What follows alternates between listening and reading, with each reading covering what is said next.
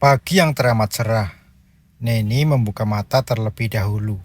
Lalu terlihat sang suami yang begitu nyaman memeluk tubuhnya. Wajah suaminya terlihat sangat tampan. Neni menyadari dan merasa wajar jika mantan adik iparnya itu tergila-gila dengan suaminya. Ternyata suaminya memang sangat tampan dan rupawan. Tergoda dengan wajah rupawan itu, Neni pun meraih ponselnya dan mengambil beberapa gambar Sam. Selepas itu, ia tersenyum dan kembali menatap sang suami. Beberapa saat kemudian, Sam terbangun. Kini giliran Sam yang tersenyum bahagia menatap wajah teduh sang istri. "Selamat pagi," sapa Sam dengan senyum bahagianya.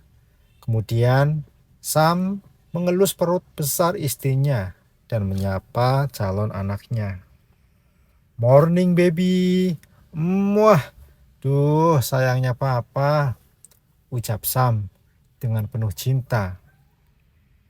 "Mas, nanti ibu mau datang.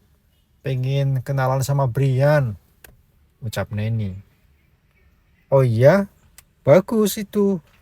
Biar mereka saling mengenal," jawab Sam penuh semangat. Neni mengangguk dan tersenyum senang.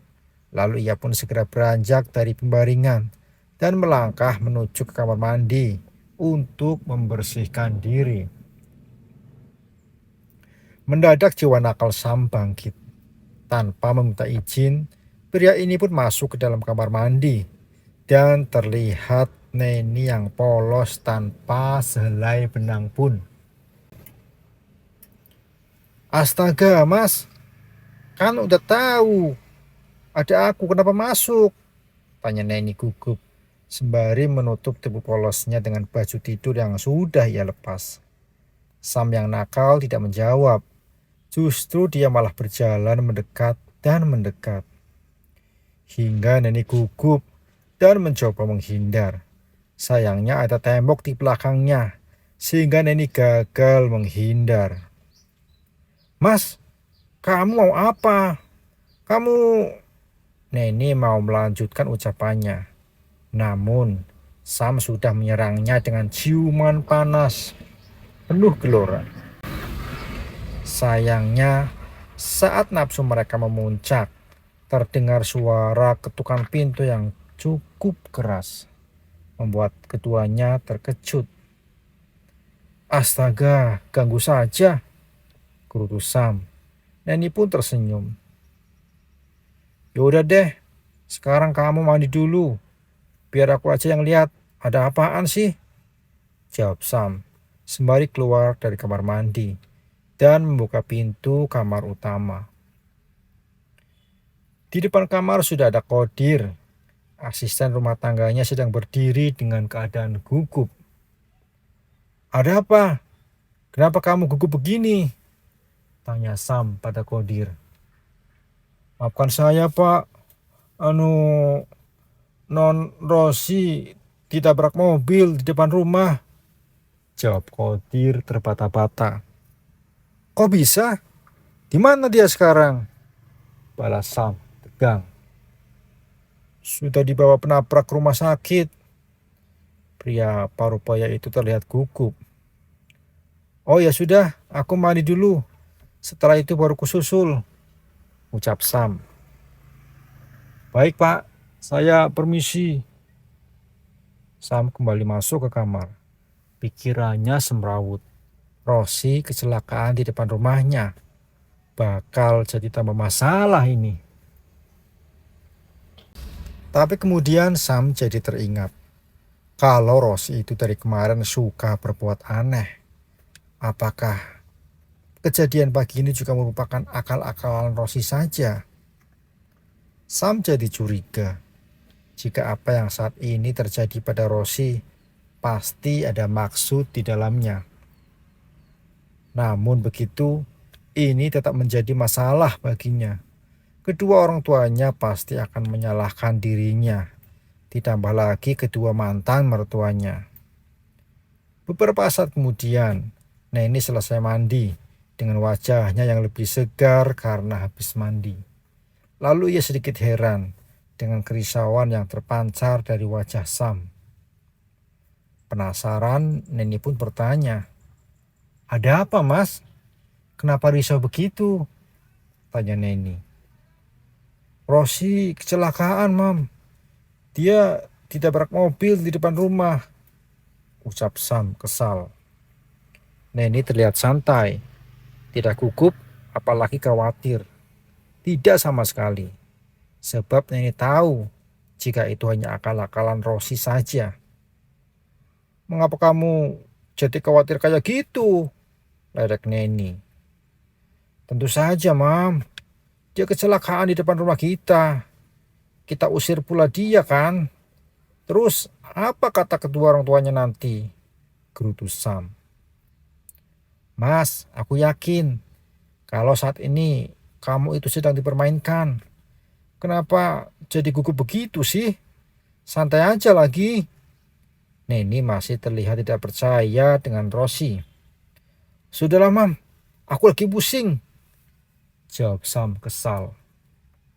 "Mas, si Rosi itu pasti cuma sedang acting kecelakaan. Supaya kamu gak tega ngusir dia. Biar kamu tetap biarin dia tinggal di sini," jawab Neni semakin menggebu. "Oke, kalau benar dia memang menipuku, apa buktinya?" tanya Sam putus asa. Neni tersenyum geli. Dia merasa suaminya gugup, jadi tidak bisa berpikir jernih.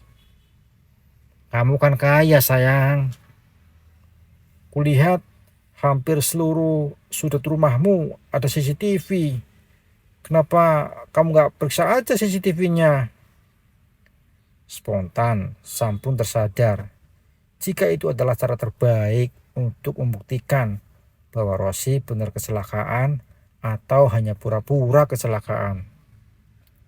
Jika benar Rosi hanya acting, lihat saja nanti. Sam pasti akan menghukumnya lebih keras. "Oke, mari kita cek. Awas aja nanti. Kalau Rosi memang beneran kecelakaan, akan kubalas dia," jawab Sam semangat. Tanpa berpikir panjang, Sam pun mengajak istrinya masuk ke kamar khusus untuk memantau keadaan sekeliling rumah Sam. Di ruangan itulah Sam menempatkan monitor besar yang terhubung ke semua ruangan di rumah Sam. Sam langsung mengoperasikan peralatan monitor itu. Mereka berdua terlihat sangat serius dan fokus, bahkan sampai tidak berkedip demi mencari bukti kebohongan Rosi. Nah, itu Mas. Lihat, dia seperti sedang mengamati sekeliling buat cari celah untuk melancarkan aksinya. Dasar. Neni terlihat sangat geram. Benar saja, gadis itu berlari saat melihat ada mobil yang hendak melintas. Dia sengaja berlari ke arah mobil dan menabrakkan tubuhnya agar seolah-olah tertabrak mobil yang sedang melintas itu. Tubuh Rosi tersenggol bodi mobil itu sehingga ia jauh terpelanting. "Hahaha kan? Nah, kena tuh, lihat. Dia memang sengaja lari agar tertabrak pengendara yang melintas. Dasar, awas korosi," ucap Neni geram. Ternyata Neni benar. Gadis berhati buruk itu ternyata memang sengaja melakukan hal ini supaya Sam dan Neni mendapatkan masalah dan tidak jadi mengusirnya. "Kamu benar, sayang. Gadis ini licik sekali. Berani sekali dia mempermainkan aku. Padahal aku sudah sangat baik padanya," jawab Sam kesal. Neni tersenyum.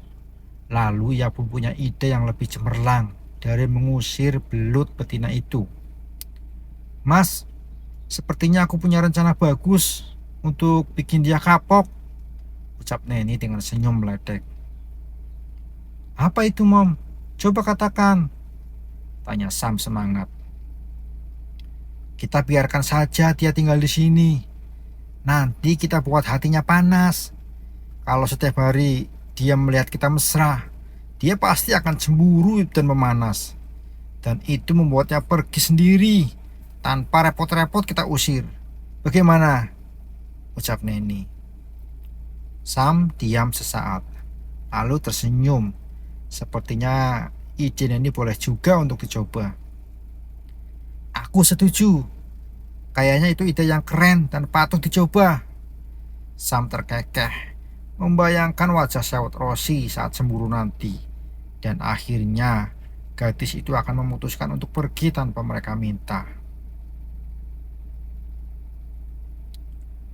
Sementara di rumah sakit, Rosi tersenyum senang karena ia merasa rencananya untuk mengelabui Sam dan Neni berhasil. Saat ini dia sedang terbaring di rumah sakit. Gadis ini begitu percaya diri bahwa Sam dan istrinya pasti tidak akan tega mengusirnya. Rosi kemudian mengirimkan pesan kepada ibunya.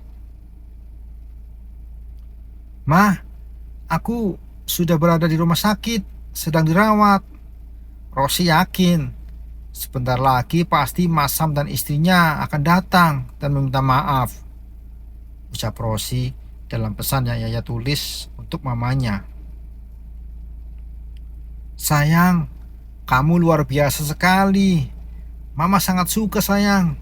Lanjutkan, kamu pasti berhasil," balas wanita parubaya itu. "Tentu saja, Mah. Rosi gak akan menyerah. Rosi pasti akan bisa merebut hati Mas Sam kembali," ucap Rosi. "Ya, Mama bangga padamu sayang. Kamu memang bisa diandalkan," balas Mama Rosa. Rosi kembali mengangguk senang karena sekali lagi rencananya berjalan dengan sangat mulus, sesuai apa yang ia harapkan. Tak ada perbincangan lagi. Rosi mengakhiri pesan kepada ibunya. Gadis ini tersenyum senang karena semua berjalan sesuai dengan rencananya.